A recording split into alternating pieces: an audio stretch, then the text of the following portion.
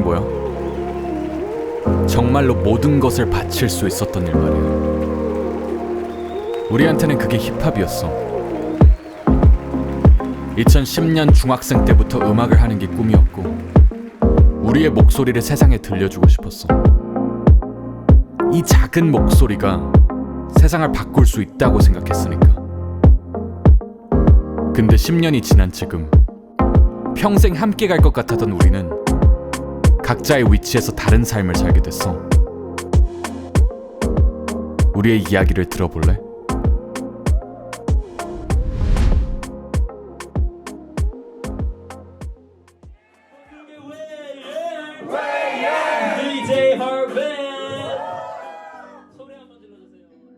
어릴 때부터 되게 혼자 노는 걸 좋아했었는데 막 가사를 써보고 멜로디를 만들어보고 혹은 나만의 앨범을 구상해보고 하는 게 저의 놀이로서 시작이 됐던 것 같아요. 그렇게 놀이로 재밌게 하다가 조금씩 한 중학생쯤 됐을 때 그때쯤부터 좀 래퍼의 길을 걷는 거에 대해서 고민을 좀 많이 해봤던 것 같은데, 그 당시에 중학교 축제 때 무대를 하게 되면서 약간 전에 한 번도 겪어본 적 없는 어떤 황홀감 같은 거를 겪고 이거 한번 해야 될 것 같은데 라고 좀 많이 느꼈던 것 같습니다. 우연한 계기였는데, 고등학교 3학년 때 수능이 끝나고 제가 살아온 삶을 돌이켜 봤을 때 공부 말고 한 게 없었어요. 한 게 없었고, 그래서 나도 좀 재밌는 거 좀 해보고 싶다. 이제 공부 끝났으니까 뭐라도 해보자. 근데 뭘 하자 이런 거라기보다는 뭔가 좀 즐길 거리가 필요했는데, 그때 유행했던 게 닥터들의 헤드폰이었어요. 네. 그래서 뭐 노래도 모르는데 일단 그게 멋있어 보여서 닥터들의 헤드폰을 샀죠. 근데 그걸 샀는데, 그걸 사서 이렇게 딱 껴서 누가 이렇게 힙합 음악이라는 걸 처음 들어줬는데 이게 너무 좋은 거예요. 뭔가 여태까지 경험해보지 못한 그런 소리였고, 경험해보지 못한 그런 말들을 쏟아내는 음악이었어서 그거에 되게 매료됐던 것 같아요. 제가 첫 믹스테이프였던 우물이라는 작업을 했던 때가 좀 기억에 많이 남는 것 같습니다. 이제 우물 안의 개구리라는 표현이 보통은 좀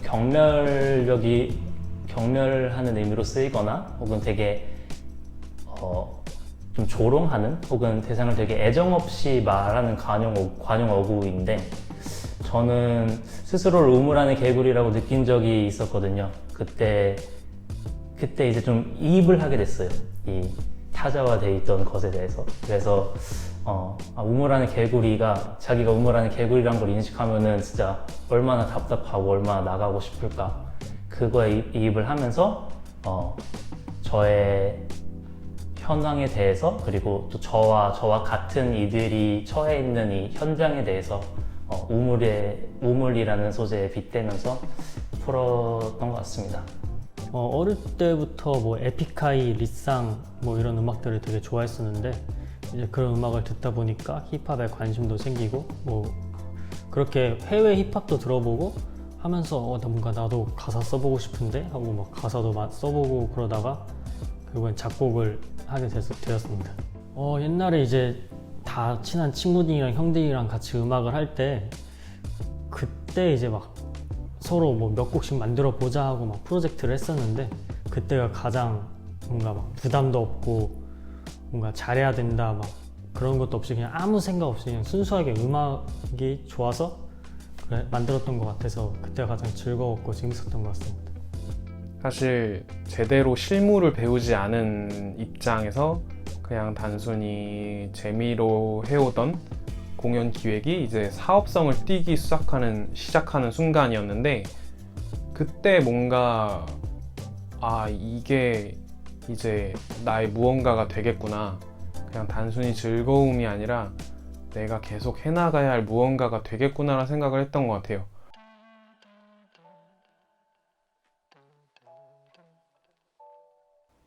일단 음악을 계속 쭉 해오면서 이제 생활비도 필요하고 하니까 그냥 죽어라 계속 알바만 했던 것 같아요.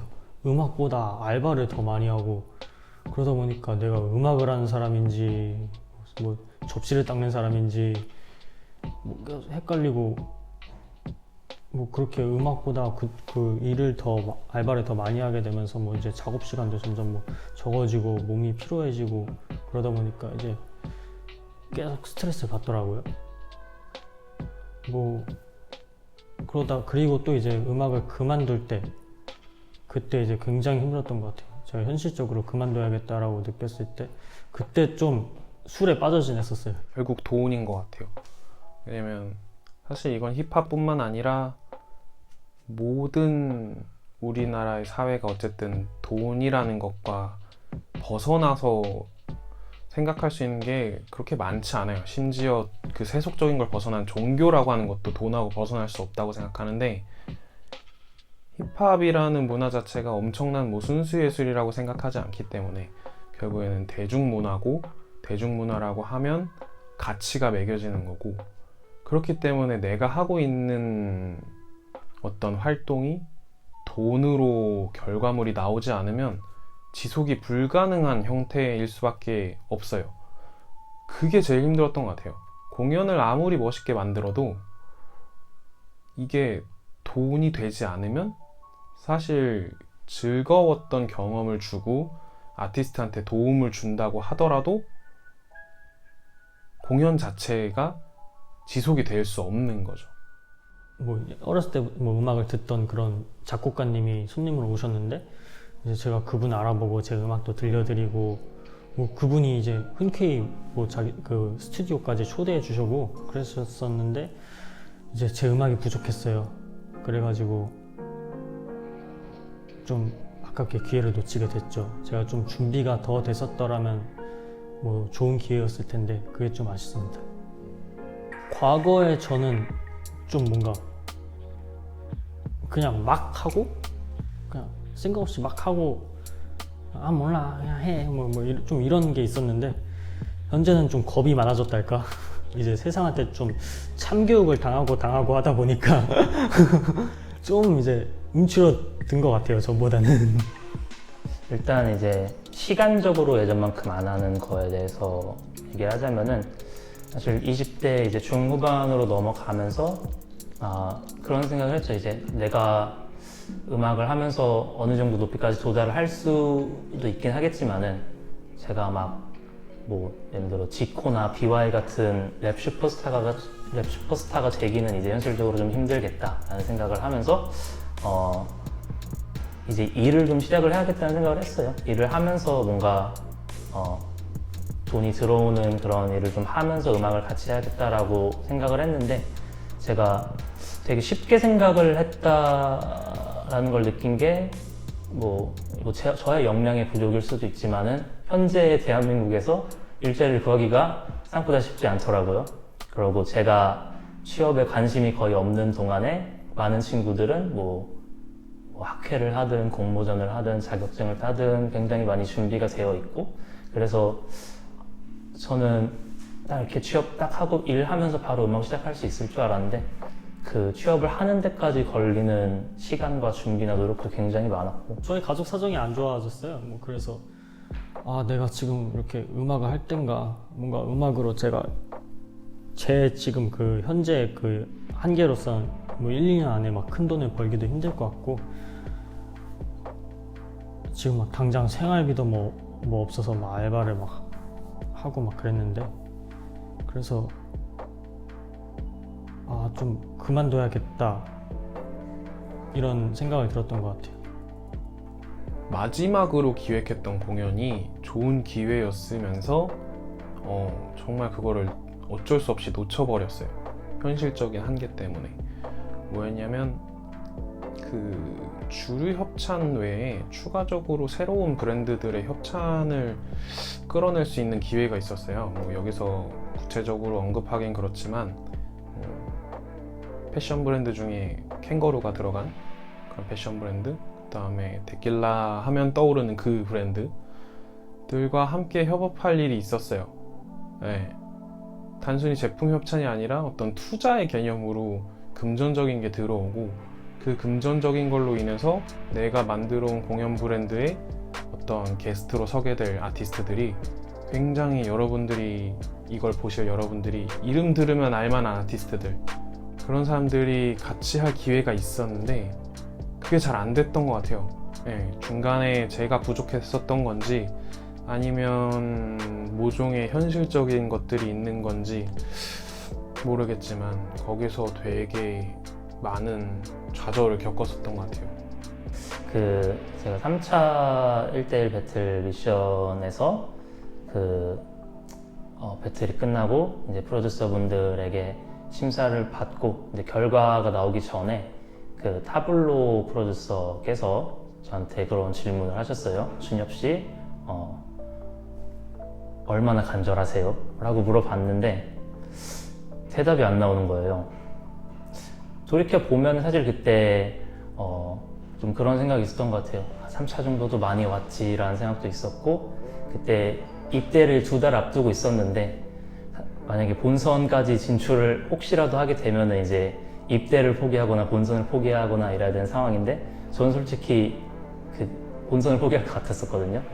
의경 입대를 하는 게 그때 내 삶에서 좀 더 당장 뭐랄까 좀 어려운 걸 해결한 것 같은 느낌도 있고, 하여튼 그러니까 좀 엄청 강력한 간절함이 없었던 것 같아요.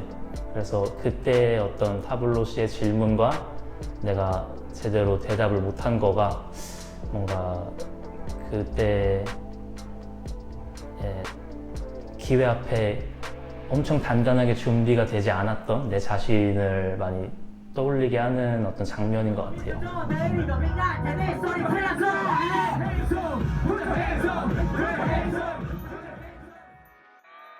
시간을 투자하는 거는 어쩌면은 음악의 파이가 좀 줄었을 수도 있긴 한데, 여전히 제 어떤 뭔가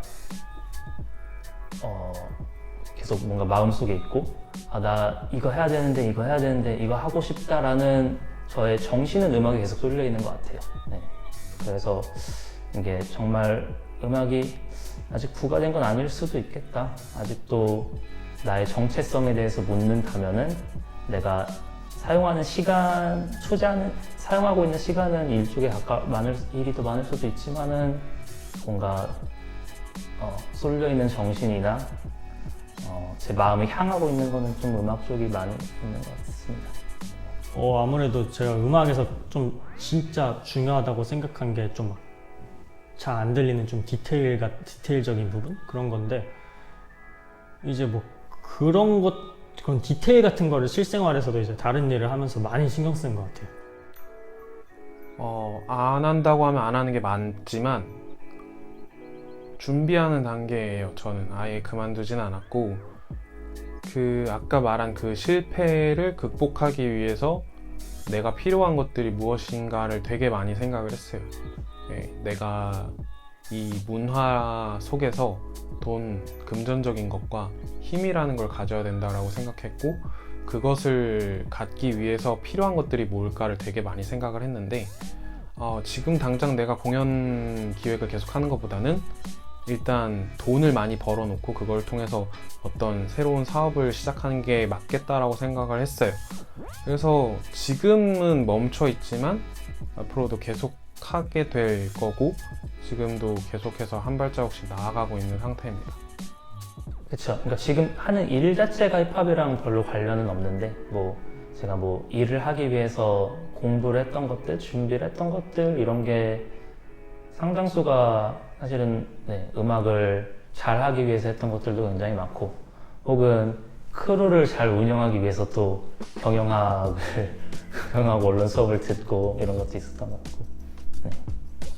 이게 뭔가 하나의 숙명처럼 느껴진, 좀 오글거리지만 조금 하나의 숙명처럼 느껴지는 것 같아요.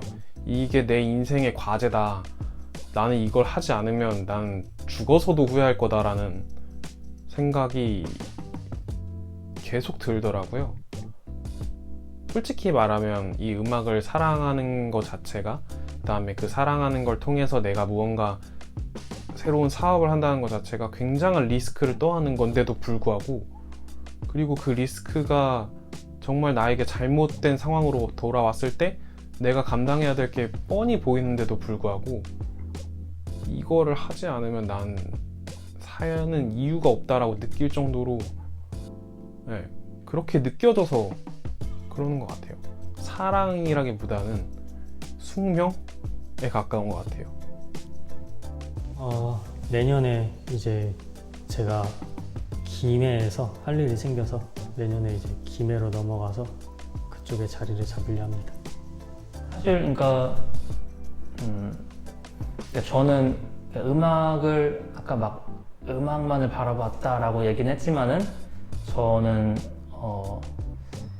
예를 들어 학교를 다닐 때도 학업을 사실 병행을 했었거든요. 학업을 하고 대학생활 할 때도 학교를 열심히 다니려고 노력을 했었는데 사실 되게 저의 모든 어떤 공부나 노력이나 이런 거에는 좀 음악이라는 게 원동력으로 많이 있었어요.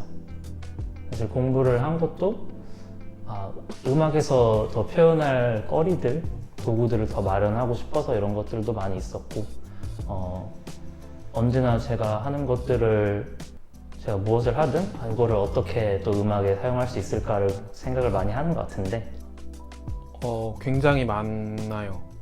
왜냐면 힙합은 단순히 음악이라고 생각하지 않고 행동 양식이라고 생각하거든요. 사람을 대하는 태도기도 하고 내가 어떤 자세로 무언가를 하는지인데, 그걸로 인해서 내가 변했기 때문에 당연히 영향을 끼칠 수밖에 없죠. 그러니까 전에는 약간 음악만이 내 삶이다라고 생각을 했었는데, 네, 나는 무조건 음악밖에 안 보여, 혹은 뭐 나는 이 길이 아니면 죽어라고 생각했었던 것 같은데, 지금은 생각보다 회사를 다니고 이제 음악이 아닌 일들을 하고 있는데 재미가 있어요. 재미가 있고 할만하더라고요. 저는 음악 아니면 다 재미없을 줄 알았는데 굉장히 할만해서 그걸 하면서도 또 꽤 즐겁게 음악을 같이 할 수 있는 것 같습니다. 이제 그게 좀 차이인 것 같아요. 예전에는 뭔가 음악이랑 공존하는 삶을 생각을 해본 적이 없었던 것 같은데, 네, 지금은 뭔가 삶 속에서 어느 정도 조화를 이루게 하면서 할 수 있다라는 게 좀 긍정적인 지점인 것 같습니다. 상대방이 어떤 멋있는 거를 되게 보여줬을 때, 그리고 그게 뭔가 자기 스스로도 멋있다라는 걸 알고 있고 그걸 정말 잘 표현했을 때 다른 사람들은 그렇게 표현을 해주거든요. 너 진짜 멋있다고. 그리고 그걸 통해서 그걸 본 사람들도 그렇게 돼야겠다고 느껴요. 근데 저는 이게 힙합이라고 생각하거든요. 내가 멋있는 거를 정말 멋있게 표현할 줄 알고 상대방도 그걸 인정하고 서로 이렇게 주고받는 게 리스펙이라고 표현하는데, 이거를 저는 힙합이라고 생각하는데, 이거는 단순히 음악이 아니거든요. 음악은 하나의 표현인 것 같고, 그렇기 때문에 그 생각을 가지고 있기 때문에 항상 같이 있다고 생각을 해요. 네.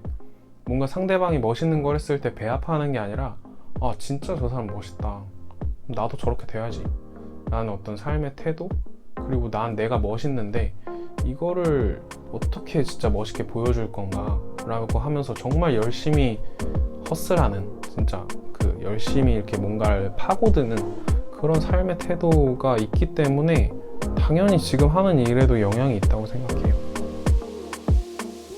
그래서 너의 힙합은 뭐야?